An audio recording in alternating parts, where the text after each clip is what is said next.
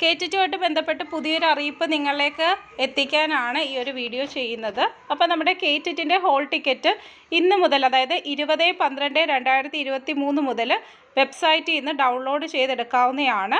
അപ്പോൾ നമ്മുടെ എക്സാം നടക്കുന്നത് 29-ാം തീയതി 30-ാം തീയതിയാണ്. അപ്പോൾ ഇതിന് വേണ്ടിയിട്ട് നിങ്ങൾ ഈ ഹോൾ ടിക്കറ്റും കൊണ്ടുപോകണം. അതുപോലെ നിങ്ങൾ ആപ്ലിക്കേഷനിൽ ഏത് തിരിച്ചറിയൽ രേഖയുടെ കാര്യമാണോ കൊടുത്തിരിക്കുന്നത് അതുമായിട്ട് തന്നെ പരീക്ഷാ ഹാളിൽ പോകണം. അതിൻ്റെ ഫോട്ടോസ്റ്റാറ്റുമായിട്ട് പോരുത്, അതിൻ്റെ ഒറിജിനലായിട്ട് തന്നെ കൊണ്ടുപോകണം. ആപ്ലിക്കേഷൻ ഫോമിൽ നിങ്ങൾ കൊടുത്തിരിക്കുന്നത് ആധാർ കാർഡാണെന്നുണ്ടെങ്കിൽ ആധാർ കാർഡ് തന്നെ കൊണ്ടുപോകണം. അതായത് ആധാർ കാർഡ് ആപ്ലിക്കേഷൻ ഫോമിൽ കൊടുത്തിട്ട് ഡ്രൈവിംഗ് ലൈസൻസുമായിട്ട് പോകരുത്. അപ്പോൾ മനസ്സിലായല്ലോ, അത് ക്ലിയറായി. പിന്നെ ഹോൾ ടിക്കറ്റ് കൊണ്ടുപോകണം. പിന്നെ എന്താണ്, ഇപ്പം നിങ്ങളുടെ കയ്യിൽ തിരിച്ചറിയൽ രേഖ നിങ്ങൾ എടുക്കാൻ വേണ്ടിയിട്ട് മറന്നുപോയെന്ന് വിചാരിക്കാം.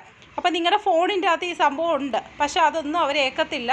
അങ്ങനെയൊക്കെ ഉണ്ടെങ്കിൽ പരീക്ഷ എഴുതാൻ വേണ്ടി സമ്മതിക്കത്തില്ല. മനസ്സിലാവും, ഒറിജിനൽ തന്നെ കൊണ്ടുപോകണം, നമ്മുടെ കയ്യിൽ ഉണ്ടാവുകയും വേണം.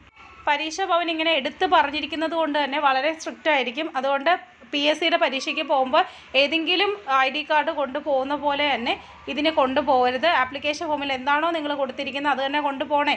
പിന്നെ മാറിപ്പോയി മറിഞ്ഞു അവിടെ ചെന്നപ്പോഴേ ഓർത്തേ, അങ്ങനെ ഒന്നും പറയരുത്. പരീക്ഷ എഴുതാൻ വേണ്ടിയിട്ട് സമ്മതിക്കത്തില്ല. അതുകൊണ്ട് അത് ഓർത്തേക്കണം. അത്രയേ ഉള്ളൂ. താങ്ക്